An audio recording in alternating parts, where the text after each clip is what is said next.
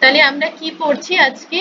Food safety and sustainable নিউট্রিশনের একদম chapter 7 এ যেটা আছে functional food, prebiotics, probiotics and nutraceutical. তো প্রথমে আমরা জানবো ফাংশনাল ফুড কাকে বলে। What do you mean by functional food? ধরে নাও এটা একটা কোয়েশ্চেন পরীক্ষায়, যে what do you mean by functional food. এটুকু জেনে রাখবে যে ফাংশনাল ফুড তাকেই বলে যে ফুডটা মানুষের বডিতে কোনো না কোনো ভাবে তারা হেল্প করে। আমরা বলি না যে সমস্ত খাবারই আমাদের শরীরের জন্য উপকারী, কারণ প্রত্যেকটা খাবারেই কিছু না কিছু নিউট্রিয়েন্ট আছে, যে নিউট্রিয়েন্ট গুলো জন্য আমরা আমাদের ডায়েটে কখনো মোনোটনি করতে বারণ করি। সব সময় কি বলে যে ডায়েটের মধ্যে ভ্যারাইটি নিয়ে আসো, যাতে সমস্ত নিউট্রিয়েন্ট আমার বডি পেতে থাকে। So functional food are foods that provide health benefit beyond basic nutrition. Basic nutrition, carbohydrate, protein, fat ছাড়া যে মাইক্রো মিনারেলস বা ম্যাক্রো মিনারেলস যেগুলো আছে, বা সেই জিনিসগুলো যেগুলো আমরা এভরিডে ডায়েট থেকে নিয়ে থাকি, এবং গোটা মাথা থেকে পা পর্যন্ত আমাদের বডি যে চলছে, আমরা বিভিন্ন রকমের, এক একটা মানুষের এক এক রকম আইকিউ লেভেল, এক একজনের এক এক রকম হার্টের কন্ডিশন, লিভারের কন্ডিশন, চোখের কন্ডিশন, লাংসের condition is depend upon the which kind of food you are given actually per day or every day. ঠিক আছে, যে which kind of food basically you can introduce of your diet, এটার উপর depend করছে তোমার heart, lungs, liver, kidney, brain কেমন থাকবে। তো প্রত্যেকটা ফুডের মধ্যে যে নিউট্রিয়েন্ট থাকে তারা প্রত্যেকেই কোনো না কোনো ফাংশন করে, সেটা আমরা সেকেন্ড সেমিস্টারে ভিটামিন মিনারেলসে পড়ে এসেছিলাম। This include prebiotics, probiotics and nutraceutical, যাদের ওপর প্রচুর প্রচুর কাজ হচ্ছে, এখন প্রচুর রিসার্চ হচ্ছে, which promote gut health. আমি বলেছিলাম gut is the second brain of the human beings, enhance immunity and prevent chronic disease. গাট কি করে? গাট যদি ভালো থাকে তাহলে আমরা একদম ভালো থাকবো। আমরা যদি হেলদি খাবার খাই, আমরা যদি ডেলি এক্সারসাইজ করি, তাহলে কি হবে যে আমরা প্রত্যেকেই কিন্তু ভালো থাকবো, সুস্থ থাকবো। এজন্য গরমকালে যে এরিয়াতে যে ধরনের ফুড তোমাকে গাটকে মানে ইমপ্রুভ করবে, ধর আমি থাকি বাঁকুড়ার 45-50 ডিগ্রি টেম্পারেচারে, আমি সেখানে যদি পার ডে বিরিয়ানি খাবো বলি, সেই বিরিয়ানিটা কি আমার জন্য উপযুক্ত হবে? কি বলিস তোরা? হবে না। তাহলে এই টেম্পারেচারে, এই এনভায়রনমেন্টাল কন্ডিশনে আমার মানুষদের গাটে এমন ধরনের ফ্লোরা থাকে, সেই ফ্লোরাটা ওই খাবারটার সাথে কিন্তু অ্যাডজাস্ট করতে পারে না। তার ফলে কি হবে? গ্যাস প্রোডাকশন হবে, যুদ্ধ করবে, সে বাঁচতে পারছে না, দম বন্ধ হয়ে যাচ্ছে। ধর একটা রুমে তোকে ঢুকিয়ে দেওয়া হলো আর রুমটার ভেতরে আগুন জ্বালিয়ে দেওয়া হলো বা কার্বন ডাইঅক্সাইড দিয়ে দেওয়া হলো, তোর কি হবে? শ্বাসকষ্ট শুরু হয়ে যাবে, তো বাঁচতে পারবি না, তো সম্ভব নয় বাঁচা। সেই রকম আমাদের গাটের ভেতরে এই টেম্পারেচারে যদি আমরা ডেলি বিরিয়ানি খাই, বাঁকুড়ায় যে হারে বিরিয়ানির দোকান আছে, তো সেই বিরিয়ানিও কিন্তু আমাদের শরীরকে এইভাবেই শেষ করে ফেলছে। তাহলে এর বিকল্প আমাদের কি খেতে হবে?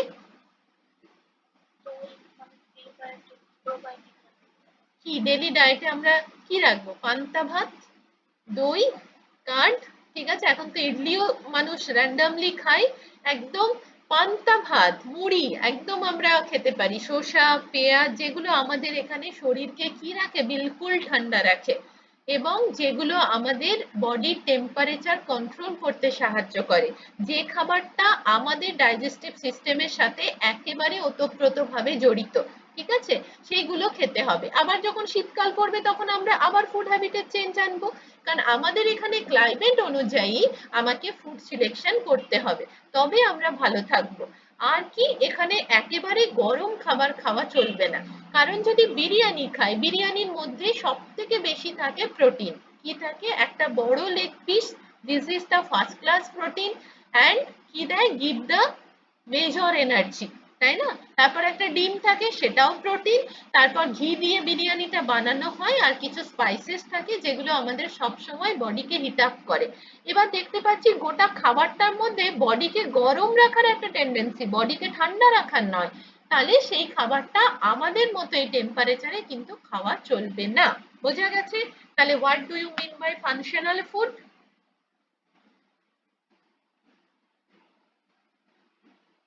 Functional food are food that provide health benefit beyond basic nutrition. These include prebiotics, probiotics, and nutraceutical, which promote gut health, enhance immunity, and prevent chronic disease. 2 নম্বরে যদি আসে functional food কাকে বলে, এইটুকু কথা লিখবে। ঠিক আছে, কোনো কিছুই বাদ দেবে না। দেন আসছে প্রিবায়োটিক। এই টার্মিনোলজিটা তোরা অনেক আগেই শুনে এসেছিস যখন ফার্স্ট ইয়ারে তোরা ডায়েটারি ফাইবার পড়েছিলিস। তাহলে প্রিবায়োটিক্স কাকে বলে? না, প্রিবায়োটিক্স হলো নন ডাইজেস্টেবল ফুড কম্পোনেন্ট। সেটা কারা? সেটা হলো ডায়েটারি ফাইবার। তাহলে non digestible food component basically primarily fibre and oligosaccharide. এরা কি করে আমাদের বডিতে, এরা ফুললি অ্যাবসর্ব হয় না। কি হয়? ছিবড়ে তো, তো যতটা দরকার সে নিউট্রিয়েন্টটা অ্যাবসর্পশন হওয়ার পর কমপ্লেক্স কার্বোহাইড্রেট বা ফাইবার, নন ডাইজেস্টেবল লিগনিন, পেকটিন, সেটা সলিবল ফাইবার, ইনসলিবল ফাইবারও তোরা পড়েছিলিস। তারা কি করে আমাদের বডিতে বেসিক্যালি যেটা করে বাওয়েল মুভমেন্টে হেল্প করে এবং বডির ওয়েট রিডাকশনে হেল্প করে। তো প্রিবায়োটিক্স বলতে বোঝায় non digestible food component, primarily fiber and oligosaccharide that serve as food for beneficial gut bacteria. আমাদের গাটকে পরিষ্কার রাখার জন্য প্রতিদিন শাকসবজি ফলমূল এই কারণেই খাওয়া উচিত। সমস্ত শাকসবজি ফলমূলের মধ্যে কিছু পরিমাণ আমরা ডেইলি সলিবল ফাইবার, কখনো ইনসলিবল ফাইবার আমরা ইনটেক করছি, যেটা আমাদের বডিতে দেখা যাচ্ছে আলটিমেট একটা ব্যালেন্স করে নিচ্ছে গাট। ঠিক আছে, তো এই যে প্রিবায়োটিক্স কি করছে? they help promote the growth and activity of probiotics. probiotics এর কাজটাকে আরো এক ধাপ এগিয়ে দিচ্ছে। probiotics কারা? যারা গুড ব্যাকটেরিয়া। আমরা দই খাই, দইটা কি? প্রিবায়োটিক না প্রোবায়োটিক? প্রোবায়োটিক। Very good. তাহলে প্রিবায়োটিক আর প্রোবায়োটিকের ডিফারেন্স যখন আমরা আস্তে আস্তে নেমে দেখতে পাবো যে কেন এটা প্রিবায়োটিক, কেন ওটা প্রোবায়োটিক, তখন আমরা দেখতে পাবো যে প্রিবায়োটিক হলো এমন কিছু প্রোডাক্ট যেগুলো ফুড প্রোডাক্ট, আর প্রোবায়োটিক হলো one kind of good bacteria. This is the basic difference. Prebiotic সবসময় ফুড, প্রোবায়োটিক হলো গুড ব্যাকটেরিয়া। মনে থাকবে? That's present in the digestive system, leading to better gut health and overall well-being. তাহলে what do you mean by prebiotic? The prebiotic is non-digestible food component, primarily fiber and oligosaccharide that serve as the food for beneficial gut bacteria. তার সাথে লিখতে পারো they help promote the growth and activity of probiotics. What do you mean by probiotics? The probiotics is the, বলো, the good bacteria that, very good,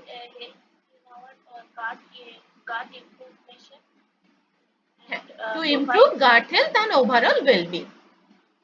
Good, very good.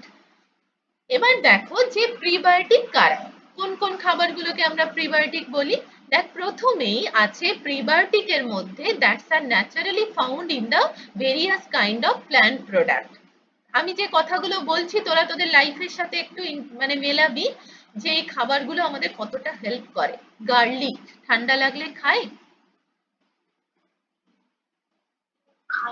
রসুন খাই। কেন খাই? রসুনের অনেক গুণ আছে। রসুন আমরা বেসিক্যালি ইউজ করি ল্যাক্টোগগো ফুড হিসাবে। মনে পড়ছে প্রেগন্যান্সির কথা? That's are the trigger, the কি ল্যাক্টোজেনিক ফুড, মানে মিল্ক প্রোডাকশনে হেল্প করে। গার্লিক, নাট, ড্রাই ফ্রুটস পড়েছিলাম না? তো গার্লিকের রোল দেখ, এবং হার্টের কোনো ব্লকেজকে প্রিভেন্ট করতেও সাহায্য করে। বোঝা গেছে? অনেক সময় আমাদের ইমিউনিটি পাওয়ার বুস্ট আপের ক্ষেত্রে তো গার্লিকের ভীষণ রোল থাকে।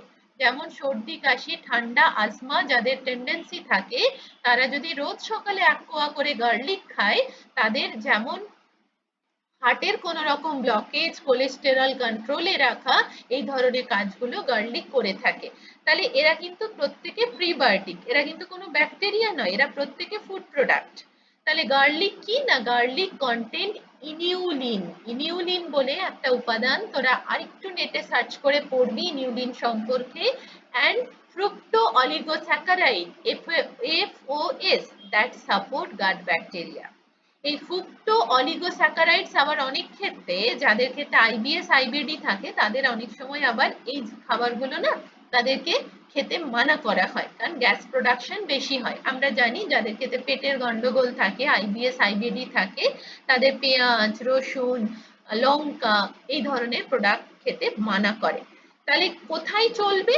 Because they are the prebiotic and এদের মধ্যে থাকে ইনিউলিন and fructo oligosaccharides that help the support gut bacteria, gut bacteria দের বাঁচিয়ে রাখতে সাহায্য করে। দেন পড়ছি অনিয়ন। অনিয়নে কি থাকে না, rich in the prebiotic fibre. আমাদের গরমের দেশে এটা খাওয়া খুব খুব জরুরি। বিশেষ করে দেখবি মারা বলে ছাঁচি পেঁয়াজ গরমকালে খাবি, লু লাগবে না, শরীর ঠান্ডা রাখে। তো এদিকে তো আমরা জানি যে অনিয়নের মধ্যে অনেক টেম্পারেচার থাকে, পেঁয়াজ রসুন আদা মানেই তো সেটা একটা গরম খাবার। আবার উল্টো দিক থেকে দেখলে দেখা যায়, যদি তুমি অত্যাধিক পরিমাণ সেটাকে তেলে ফ্রাই করো তবে সেটা তোমার ক্ষতিকারক। আদারওয়াইজ যদি তুমি, আমরা জানি যে যে খাবারটা ঠিক যতটা খাওয়া উচিত সেই পরিমাণে যদি খাই তাহলে কোনো সমস্যা নেই। তাহলে অনিয়নের মধ্যে কি থাকছে, rich in prebiotic fibre like inulin which help in digestion and immune function. ঠিক আছে, অনেক সময় পেঁয়াজ কিন্তু আমাদের ডাইজেশনও ইমপ্রুভ করে। আর আছে banana. Banana high in resistance starch. Banana কি সলিউবল ফাইবার না ইনসলিউবল ফাইবার?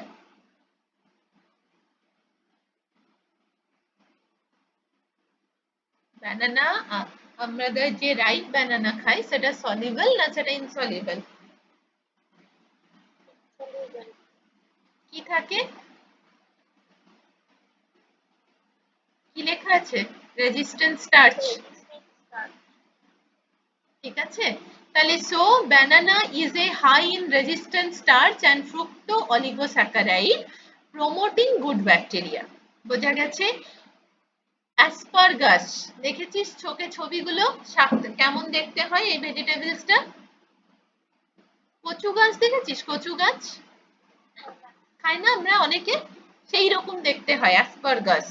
প্রোভাইডস ইনিউলিন, সবার মধ্যেই দেখতে পাচ্ছিস একটা কমন টার্মিনোলজি পাচ্ছি, হয় ইনিউলিন নয় ফ্রুক্টো oligosaccharides which enhance the growth of bifidobacteria in the gut। Bifidobacteria যেটাকে বলে গুড ব্যাকটেরিয়া, যেটা কোথায় থাকে, যে তোরা ইডলি খাস, ইডলির মধ্যে থাকে। আমরা এতদিন জানতাম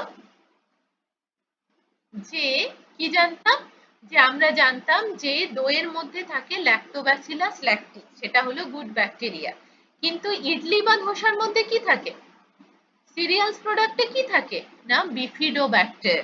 বিফিডোব্যাক্টর bacteria is also the good bacteria. পেট খারাপ হলে অনেক সময় দেখবি ডক্টররা এরকম একটা করে পাউচ দেয়, যেটা আইদার ল্যাক্টোবাসিলাস ল্যাক্টি অথবা বিফিডোব্যাকটেরিয়া খেতে দেয়, যেটা গুলে খেয়ে নিলে আমাদের কি হয়, গাট হেলথ অনেক ইমপ্রুভ করে, অনেক গুড ব্যাকটেরিয়া সেখানে ঢোকে।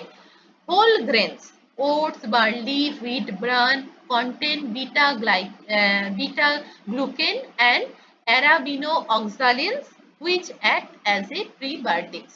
প্রত্যেকটা আমাদের যতগুলো ফুড গ্রুপস আছে, যা আমাদের ন্যাচারালি ডাইভার্সিটি অনুযায়ী যে ভাগটা আমরা পড়েছিলাম ছোটবেলায়, যে ফুড পিরামিড, ঠিক আছে, serials, pulses, milk, fruits and vegetables, roots and tuber, এই প্রত্যেকটা খাবারের মধ্যে থেকেই যদি আমি কিছু কিছু খাবারকে টেনে নিয়ে আসি, দেখতে পাবো সব থেকে বেশি প্রিবায়োটিক্স আছে ফ্রুটস অ্যান্ড ভেজিটেবলস এর মধ্যে। বোঝা গেছে কি বললাম? দেন হলো health benefit of the prebiotics. কি করে তোরাই বল একটু শুনি একে একে। একজন একটা পয়েন্ট, একজন একটা পয়েন্ট। ইমপ্রুভ ডাইজেশন, একটু ডিসকাস কর, যে ডাইজেশনে হেল্প করে, কিভাবে হেল্প করতে পারে?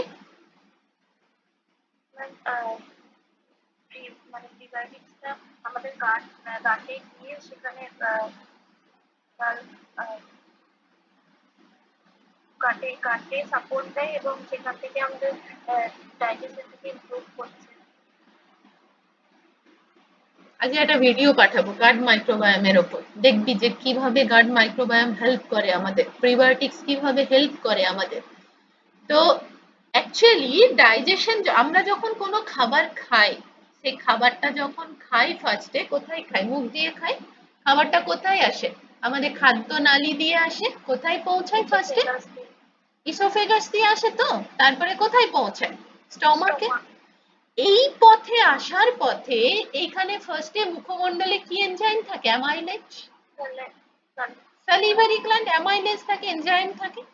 সে কি করছে? কার্বোহাইড্রেট হলে কার্বোহাইড্রেটকে পাচন করে, প্রোটিন হলে কি থাকে? কি থাকে বলো? আমাদের বডিতে প্রোটিনকে ডাইজেশন করার জন্য কোন এনজাইম প্রেজেন্ট থাকে? গ্যাস্ট্রিন আর পেপসিন, ইরিপসিন। আর ফ্যাটকে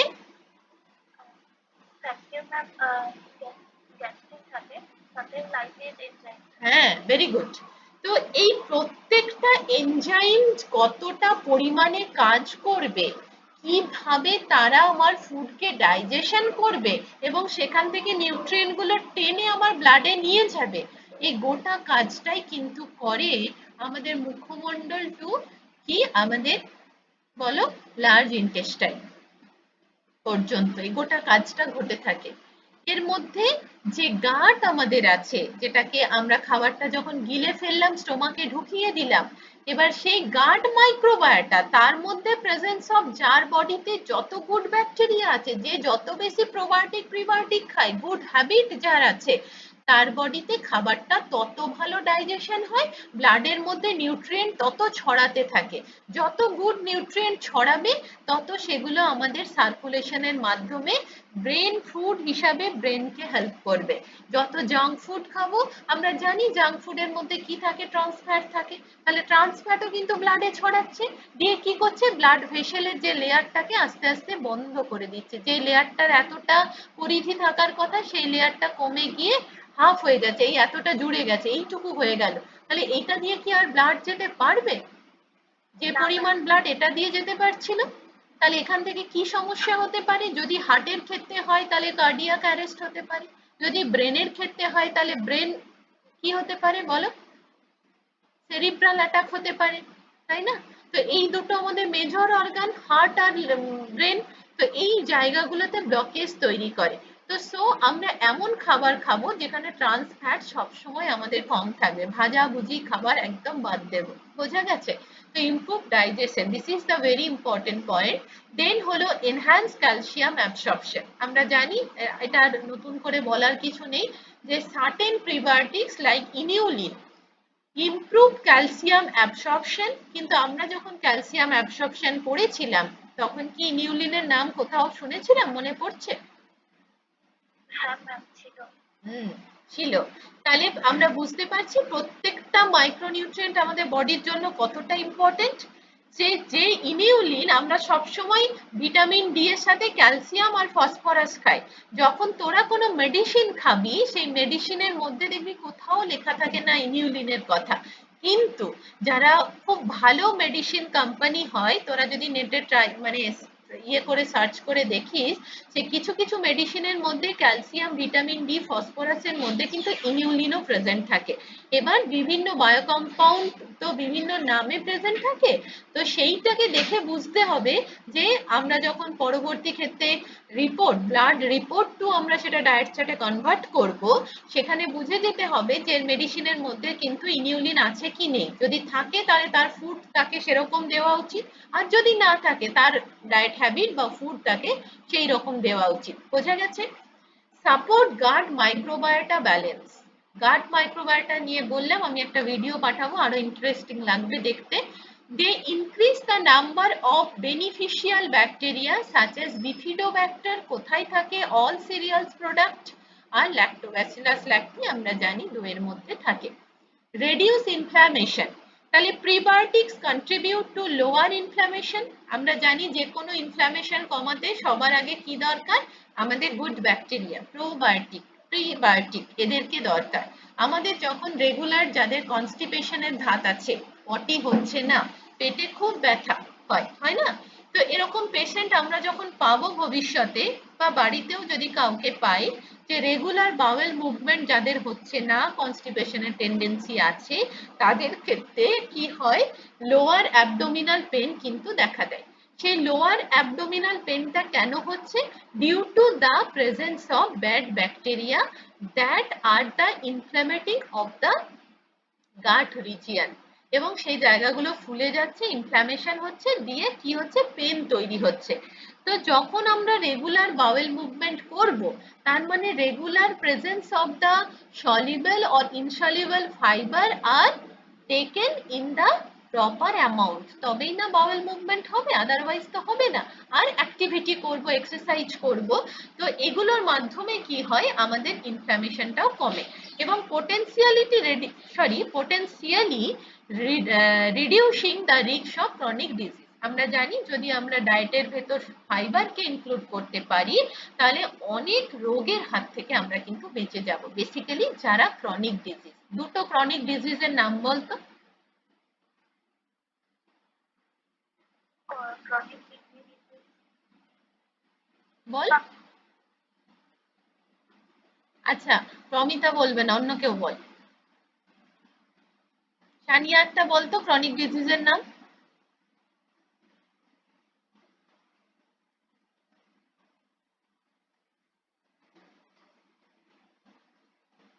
কে পারবে, হ্যান্ড রেজ কর।